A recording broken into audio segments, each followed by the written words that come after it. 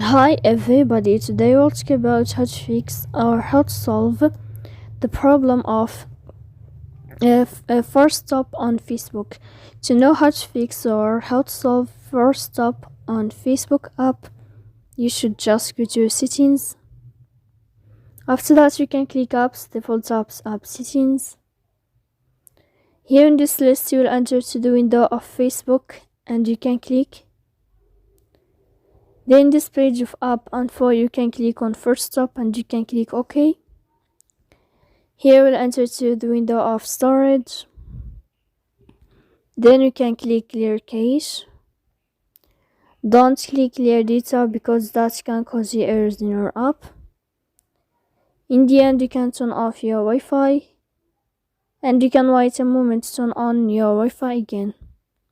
So please don't forget to support us by like and subscribe. See you next time.